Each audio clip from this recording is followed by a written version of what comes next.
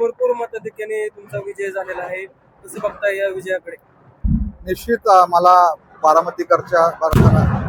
बारामतीच्या तमाम जनतेने चांगल्या मताधिक्याने निवडून दिलं, त्याबद्दल मी तमाम बारामतीच्या जनतेचे विनम्रपणे आभार मानतो. त्यांना कायम ऋणात राहील आणि चांगल्या पद्धतीने काम करण्याची तो त्या बारामतीकरांच्या सर्व जनतेला ग्वाही देते. कसं बघताय? 6 अपक्ष निवडून आलेले आहेत, 3 पक्षाच्या चिन्हावरती निवडून आले. कुठेतरी या ठिकाणी 6 जागावरती अपयश मिळाल्यामुळे कुठेतरी निश्चित या विजयाला दुःखाची किनार आहे. 6 जागा आमच्या काही ठिकाणी 3 अपक्ष आणि 3 पक्षाच्या चिन्हावर निवडून आलेल्या आहेत विरोधकांच्या.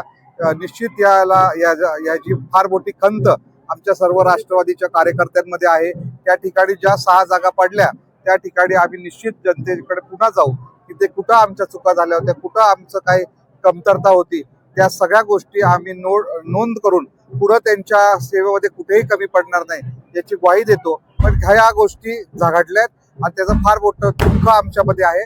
पण निश्चित त्या ठिकाणी जाऊन आम्ही त्याची कारणामासं शोधून जनतेला न्याय देऊ. आपण पाहिलं तर आपल्या खासदाराला 30 ते 35 वर्षानंतर नगराध्यक्षपद मिळतंय. 5 वर्षासाठी आपण नाही, 30 ते 35 वर्षांनी नाही, 2012 ते 17 मध्ये 5 वर्षासाठी 5 वर्ष. त्यावेळेस टेन्युरच 2.5 वर्षाचा होता.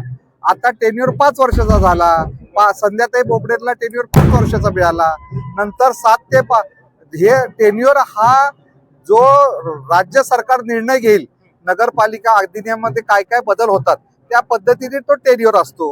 हो, निश्चित ह्याचा हे आहे की आत्ताचा जो लोकनियुक्त नगराध्यक्ष असतो त्यामध्ये संध्याताई बोबडे आपल्या लोकनियुक्त नगराध्यक्ष होत्या, सौ पौर्णिमा तावरे आपल्या लोकनियुक्त नगराध्यक्ष होत्या. त्यांना सगळ्यांना 5-5 वर्षाचे टेन्युर मिळाले. म्हणून आता तो 5 वर्षाचा लोकनियुक्तचा टेन्युर आपल्याला मिळालाय आणि तो कसब्याला नाही, संपूर्ण बारामतीला मिळालेला आहे. त्यामुळे त्या संपूर्ण बारामतीच्या जनतेचे मी आभार मानतो. नाही, गटबाजी कुठलीच नव्हती. तुम्ही बघितलं की काही ठिकाणी काही वेगवेगळे प्रश्न निर्माण झाले, त्यामुळे हा पराभव त्या उमेदवाराला सामोरं जायला लागला. निश्चित आम्ही त्याची कारणं शोधू. गटबाजी कुठेच नव्हती. एखाद्या ठिकाणी काही कार्यकर्ते नाराज असतील तर त्यांना आम्ही कुठंतरी समजून घेण्याचा कमी पडलो असेल. तुम्ही गेल्या वेळेस बघताल तर गेल्या वेळेस जे 4 उमेदवार निवडून आलते त्यामध्ये काका आमचे स्वर्गवासी आदरणीय काका देशमुख होते, बबलू होता म्हणजे ते पिता पुत्र होते, विष्णुपंत चौधर होते आणि सुनील सस्ते होते. ते गेल्या वेळेस निवडून आले. आता ते कोणाकडले निवडून आले? आपल्या कुटुंबात 4थ्यांदा संधी मिळते. सुरुवातीला दिवंगत नगराध्यक्ष आपल्या आजोबांनी काम पाहिलं, त्यानंतर वडिलांनी काम पाहिलं, आपल्या मातोश्रींनी काम पाहिलं आणि आता आपल्या 4थ्यांदा संधी कुटुंबामध्ये मिळते. काय सांगा? निश्चित 4थ्यांदा संधी मिळाल्याबद्दल मी सर्वांचे आणि पक्षाचे आभार मानतो की त्यांनी मला संधी दिली. पण निश्चित मी या संधीला एक आव्हान बघतो, कारण की मला ज्या वेळेस आमच्या कुटुंबाला संधी दिली त्या वेळेस बारामतीची परिस्थिती आणि आता 2025 ची बारामतीची परिस्थिती खूप वेगळी आहे. आता जवळपास बारामतीमध्ये 1,02,000 पेक्षा जास्त मतदारसंख्या आहे. लोकसंख्या तर 2011च आपल्याकडे गॅझेट आहे. अजून लोकसंख्या 2021 ची झालीच नाही कोविडमुळं. आता ती झाल्यावर आपल्याला कळेल की लोकसंख्या किती आहे. पण फ्लोटिंग पॉप्युलेशन जवळपास 50,000चं आहे. 1.5-2 लाख लोकांची लोकसंख्या असलेलं फार मोठं शहर झालेलं आहे. आपण एक महानगरपालिका होण्याच्या उंबरठ्यावर 3 लाख मतदारसंख्या झाल्यावर महानगरपालिका होते. पण आपल्या शेजारचाही भाग, माळेगाव असेल, इकडं वंजारवाडी असेल, हे भाग कटफळ सुद्धा असतील, हे जी बारामतीला शिव किंवा मेडद असेल, हे शिव बरोबर असल्यामुळं बारामती कुठं संपते आणि कुठं ग्रामीण भाग चालू होतो असं लक्षात येतलंय. त्यामुळं सर्वांगीण विकास करणं ही फार मोठी जबाबदारी आहे. चांगल्या पद्धतीने आदरणीय दादांनी आणि वहिनी साहेबांनी, सुनेत्रा वहिनी साहेबांनी जो विकास केलाय त्याला आता नवीन उंचीवर नेण्यासाठी आदरणीय दादांच्या मार्गदर्शनाखाली आम्ही सर्व नगरसेवक व नगराध्यक्ष कटिबद्ध आहोत.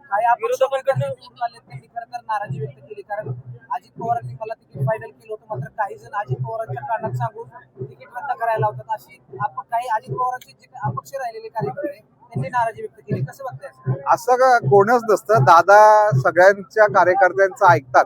सर्वच जे मागणी करतात पक्षाकडे उमेदवार ते सर्व तोलाबोलाचे असतात. ते सगळ्या 10-15 लोकांतून एक जण उमेदवार म्हणून राहतो, 13-14 जण किंवा जे काही उमेदवार इच्छुक असतात ते नाराज होतात. कुठंतरी आम्ही ते नाराजी काढायला कमी पडलो.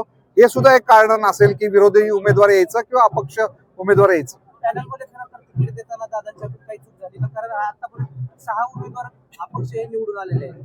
6 उमेदवार अपक्ष उमेदवार निवडून आलेले नाहीत. 3 पक्षाच्या चिन्हावर उभे आलेले आहेत. त्यामध्ये बसपाचा एक उमेदवार आहे, एक तुतारीचा आहे आणि एक ह्याचा आहे, रासपचा आहे. 3 राष्ट्रीय पक्ष आहेत तिन्ही आणि 3 अपक्ष उमेदवार निवडून आलेले आहेत. गेल्या वेळेस 4 अपक्ष निवडून आले होते.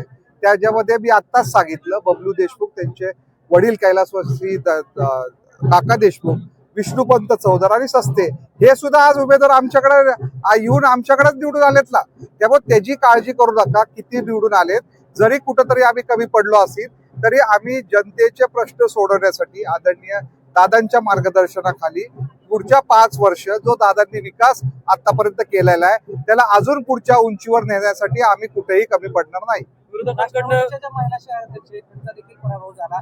कुठेतरी या पराभवाचं आत्मचिंतन पक्षाच्या माध्यमातून केलं जातं. निश्चित आम्ही तो फार आम्हाला जिव्हारी लागणारा विषय आहे. निश्चित त्याच्यामध्ये आम्ही आत्मचिंतन त्या जागेबरोबर इतरही 5 जागेंचं करू.